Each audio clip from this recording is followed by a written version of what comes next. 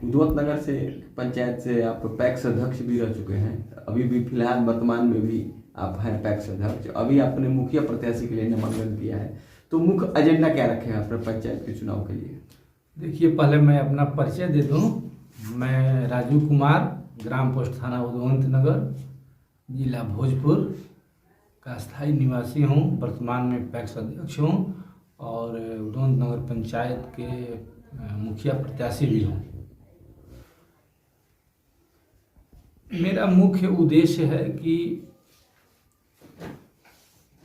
समाज में व्यक्ति के विकास की परिकल्पना हमारे दिमाग में हर समय कंपित होती रहती है।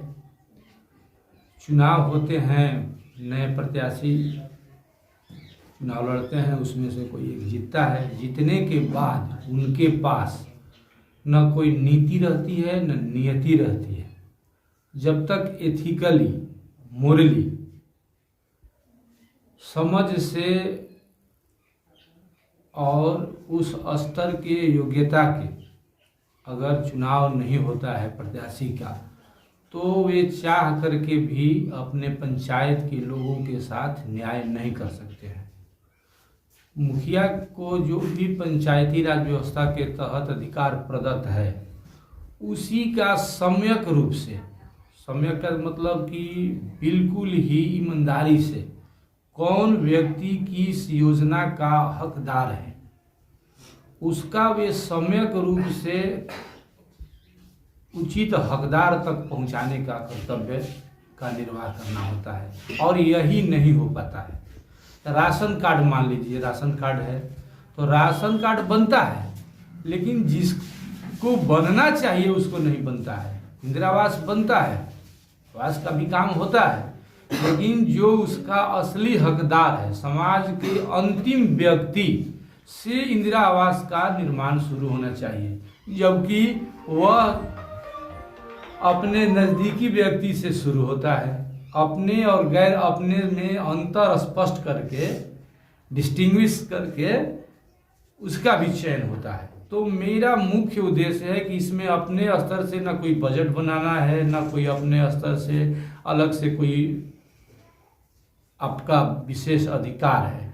जो भी सरकार की योजनाएं हैं उसका आप ईमानदारी पूर्वक, जो जिसका हकदार है, उस योजना का कार्यान्वयन मुख्य हमारे दिमाग में रहता है। आप काफ़ी युवा वर्ग से हैं, पढ़े लिखे भी हैं, तो शिक्षा के लिए आपने अपने पंचायत में देखिए, हमारे समाज में खास करके अभी वर्तमान कोरोना काल में जो काम के अभाव में जो कामगार थे, जो प्राइवेट लोग नौकरी करते थे, अभी वे बिल्कुल बेरोजगार हैं, आर्थिक मंदी से गुजर रहे हैं। तो अभी तत्काल में वैसे लोगों को अगर छोटे छोटे आर्थिक सहयोग किया जाए और उनके छोटे छोटे उनको कोई रोजगार करवाया जाए मोटिवेट करके, तो उनका आर्थिक स्थिति गड़बड़ाने से बच सकता है। और जो रही शिक्षा की बात, तो बहुत से ऐसे बच्चे हैं जिनको सही दिशा नहीं मिलने के चलते उनके पेरेंट्स केवल पढ़ने की बात कहते हैं, लेकिन उनको इतना समझ नहीं है कि हमारा बच्चा क्या पढ़े। केवल पढ़ने मात्र कहने से आपका कर्तव्य का निर्वाह नहीं हो जाता है। बच्चा आपका क्या पढ़े, अभी इसको क्या सब्जेक्ट की ज़रूरत है, इस तरह का अगर मोटिवेशन होता है हमारे पंचायत में, तो हमारे पंचायत से भी महुआ टोली और माधोपट्टी गांव जैसे लोग जो गांव हैं, वहाँ के बच्चे IIT और IAS कंप्लीट करते हैं। हमारे यहाँ भी प्रतिभा है, लेकिन उस तरह का यहाँ मोटिवेशन का काम नहीं होता है। तो मैं जो एक शिक्षा से जुड़े हुए हैं उनको मोटिवेट करके, उनको सही दिशा दे करके, जो जिस लायक योग्यता डिजर्व कर रहे हैं उनको दिशा देने का काम करेंगे। और जो लोग बेरोजगारी का समस्या से जूझ रहे हैं, उनको कैसे छोटे छोटे रोजगार से, कैसे छोटे छोटे आर्थिक सहयोग से रोजगार से जोड़ा जाए ताकि उनकी आर्थिक स्थिति घबराए नहीं। ये दो विषय जो है दिमाग में हमेशा वाइब्रेट होते रहता है। युवा वर्ग से हैं, यहाँ के बहुत देखने को मिल रहा है कि बहुत ही बेरोजगारी की समस्या है कोरोना काल से लेकर, और कोरोना के पहले भी बेरोजगारी ही मुख्य समस्या है पंचायतों में। और दूसरी बड़ी समस्या है कि राशन और किरासन का डीलरों का इतना बड़ा पेट है देखिए, सरकारी स्तर पर राशन किरासन का कोई समस्या नहीं है। मैं देख रहा हूँ कि सरकार खाद्य अधिनियम जो लागू की है उसमें हर जरूरतमंद को राशन देने के लिए तैयार है।